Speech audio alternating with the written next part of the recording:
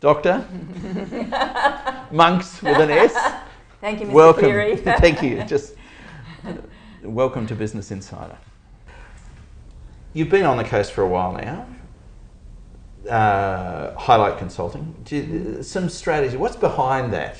You know, there's some history there. We might as well touch on that. And where do you see going in the next couple of years? I'd love to talk about that. This is my second time round as a town planning consultant, and the reason I left the first time round was I needed to go off and learn how to run a business, which I did, and I went into... So, I need to interrupt already. Yes. So how did you learn how to run a business? Well, I went into management positions for other people, everything from existing organisations, government, non-profits and some for-profit, and I ran them, I opened new ones, I closed them. So I had a pretty good range of experience. I also got onto some boards, which was good experience. And so when I moved to the coast in '94, and I finished a 5-year contract at the end of '98, and went back consulting again, and it's a completely different beast to the first time round. You're a little more prepared for it now. Not necessarily prepared, but thinking very differently about it all the way through. I think really differently from that first time round. I'm interested to see what's changed. What changed in Helen Monks from then to now? What are you looking at differently?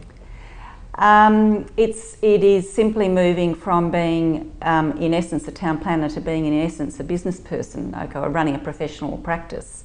And that means a shift in focus in how you spend your time, what you need to learn, where you feel your weaknesses are, where you feel your strengths are, your time frames, all the aspects of how you spend your day.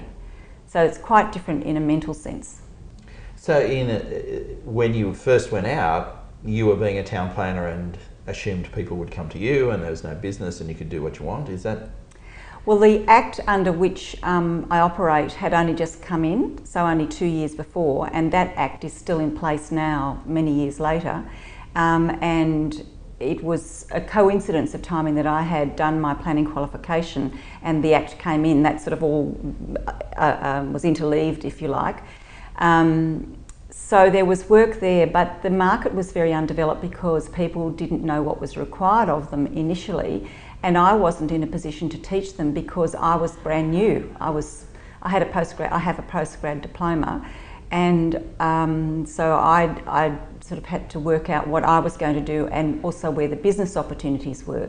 So I was coming at it from the, if you like, the regulatory side and having just left uni with all the concepts about town planning, but I didn't have all that business development, business growth. Where's my business going to come from? Is this a business opportunity? And that's what you found 1998. You were better prepared. Yes, hit the ground running. Okay. 13 years on. It's hard to imagine 98 was 13 years ago, but it was. Yes. I'm good with the maths. What's 2012 or 2011, 2012 look like for Insider? Yeah, I'm still running, as in I hit the ground running way back then, and I've kept my energy through that period, and I'm still interested in it as a profession. It can be very challenging. There's sort of left field issues like ethics, and and straight playing a bigger law. role. Yes, I would think. Yes. So yes. let's talk about that, because I have been exposed to Dr. Monks as a board member with the BiUC. A very efficient, very focused woman, I must say. Do you see that being a bigger role? More boards? Would that be where you want to go? Or? Yes, I've always been on various forms of boards, management committees, that sort of thing, because I think it keeps me fresh in dealing with other people as equals, whereas when you're running a business as the owner-manager, you are the boss, and you can become quite top-down in your transactions with other people if you're not careful. So I remember one of my boys rang me one day on my business line in business hours, and he wanted me to be his mum. And I dealt with him more as a consultant, and it was a real lesson for me. He was an adult. But how did he take it? Well, he chipped me later. Right. And I said, well, I mean, eventually I was able to think what happened, and I thought, well, that's what it was about. So being on boards and committees is a way to understand, to empathise with other people and to understand other people's perspectives, and that other people think differently and they come at problem solving differently from the way that I do, and that's healthy and it keeps you fresh. Yeah. Is there a strategy behind the Monks brand for 2011-2012? Do you want to change anything? Do you want to develop anything? Not really. I'm very comfortable with the way my business is running.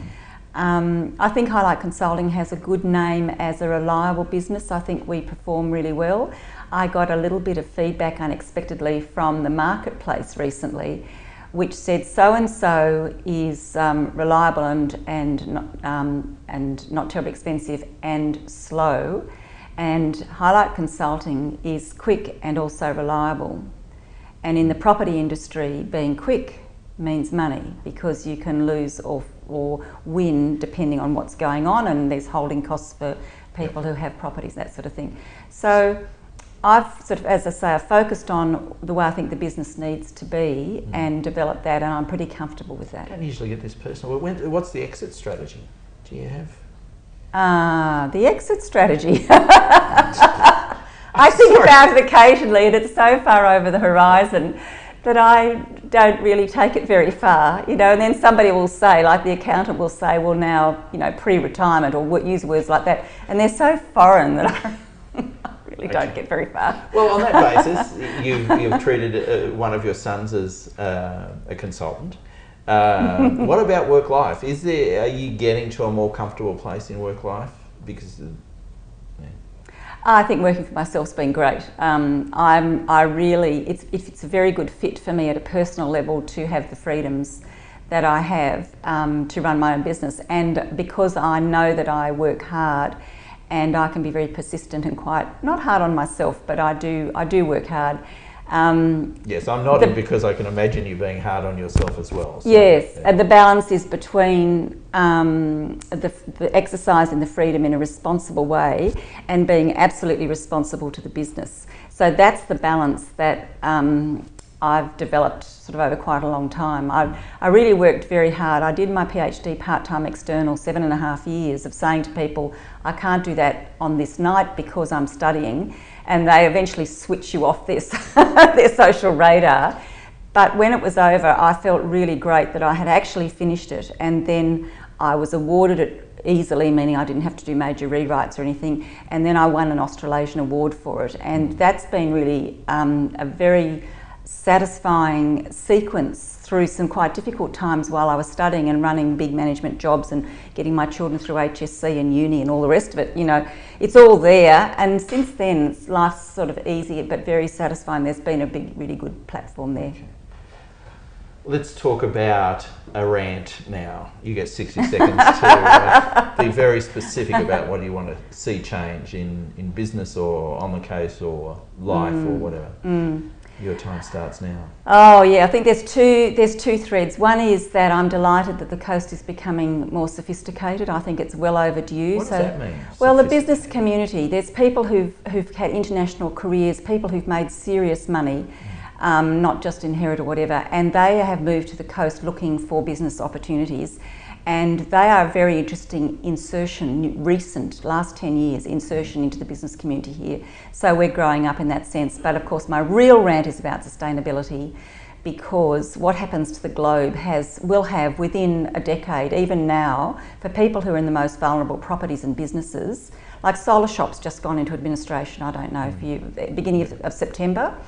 So there are opportunities there, and people who are vulnerable right now, both in business and in the property sector, if we don't get it right. And we are still increasing the temperature of the atmosphere, and we haven't turned that around yet, which means that the lag time for a turnaround is going to be very long. And this is our children and grandchildren and great-grandchildren and the future of one's businesses if one has a successful exit strategy, which is at risk. So sustainability is the huge one, and it's like, I use the analogy... What should we do about it then? You do it in town planning at a business level. What should they do? Well, this year I've spoken to a lot of the Rotary clubs on the coast about it, and I just presented facts. I didn't give opinions or whatever. There were always deniers in the audience. There were always believers in the audience.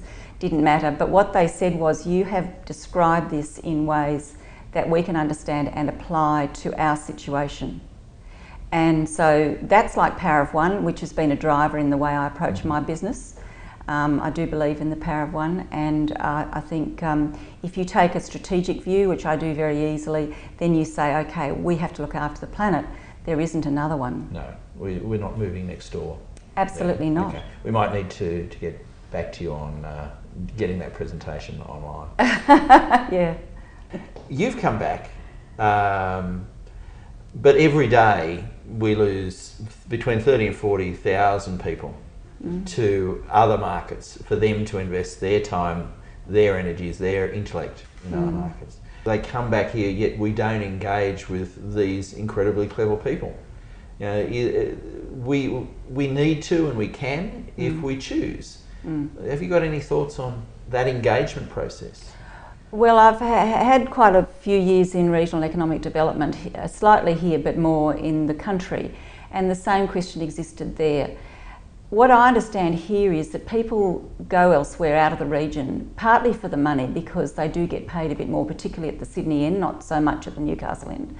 And obviously the mining fly-in and fly-outs get paid enormously more. But the second thing that they go for is career path. So they might get the equivalent job on the coast right now, but there's not the subsequent job. And that's quite an interesting question. But yeah, I just need, because it's not so much if we choose to recognise that they need that stimulus or they need that path outside the coast, they are still inhabitants of the coast, aren't they? And yet we let them get in their cars and drive away every day or by train. It's just the intellectual property that we can somehow engage with. Let them go to Sydney, that's not a problem. Let them go to Newcastle, it's not a problem. But can we get some real value out of them in their resting time up here on the gorgeous Central Coast? Can we do anything there?